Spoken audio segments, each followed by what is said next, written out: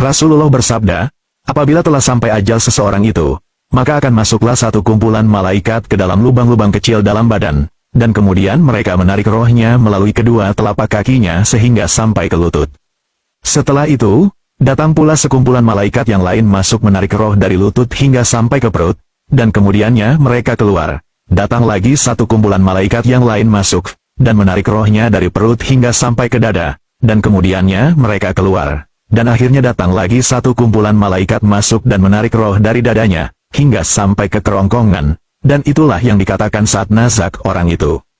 Kalau orang yang nazak itu orang yang beriman, maka malaikat Jibril akan menebarkan sayapnya yang di sebelah kanan, sehingga orang yang nazak itu dapat melihat kedudukannya di surga. Apabila orang yang beriman itu melihat surga, maka dia akan lupa kepada orang yang berada di sekelilingnya. Ini karena sangat rindunya pada surga, dan melihat terus pandangannya kepada sayap Jibril.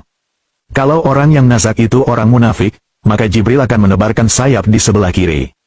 Maka orang yang nazak itu dapat melihat kedudukannya di neraka, dan dalam masa itu orang itu tidak lagi melihat orang di sekelilingnya, karena terlalu takutnya melihat neraka yang akan menjadi tempat tinggalnya. Dari sebuah hadis bahwa apabila Allah menghendaki seorang mukmin itu dicabut nyawanya, maka datanglah malaikat maut. Apabila malaikat maut hendak mencabut roh orang mukmin itu dari arah mulut, maka keluarlah zikir dari mulut orang mukmin itu, dengan berkata, tidak ada jalan bagimu mencabut roh orang ini melalui jalan ini, karena orang ini senantiasa menjadikan lidahnya berzikir kepada Allah. Setelah malaikat maut mendengar penjelasan itu, maka dia pun kembali kepada Allah, dan menjelaskan apa yang diucapkan oleh lidah orang mukmin itu.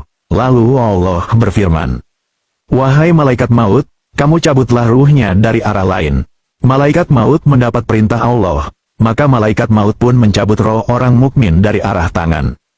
Tapi keluarlah sedekah dari arah tangan orang mukmin itu, keluarlah usapan kepala anak-anak yatim dan keluar penulisan ilmu. Maka berkatalah tangan, tidak ada jalan bagimu untuk mencabut roh orang mukmin dari arah ini.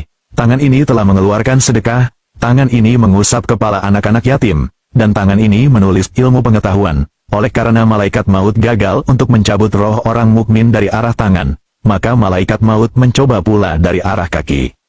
Malangnya malaikat maut juga gagal melakukannya, sebab kaki berkata, tidak ada jalan bagimu dari arah ini karena kaki ini senantiasa berjalan mengerjakan sholat dengan berjamaah, dan kaki ini juga berjalan menghadiri majlis-majlis ilmu. Apabila gagal malaikat maut mencabut roh orang mukmin dari arah kaki, maka malaikat maut mencoba pula dari arah telinga. Malaikat maut menghampiri telinga, maka telinga pun berkata, tidak ada jalan bagimu dari arah ini, karena telinga ini senantiasa mendengar bacaan Al-Quran dan zikir. Malaikat maut mencoba mencabut orang mukmin dari arah mata, tetapi baru saja hendak menghampiri mata.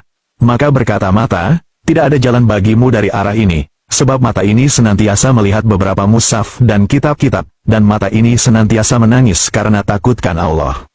Setelah gagal, maka malaikat maut kembali kepada Allah. Kemudian Allah berfirman, wahai malaikatku, tulis asmaku di telapak tanganmu dan tunjukkan kepada roh orang yang beriman itu. Maka malaikat maut menghampiri roh orang itu dan menunjukkan asma Allah, melihat asma Allah dan cintanya kepada Allah. Maka keluarlah roh tersebut dari arah mulut dengan tenang.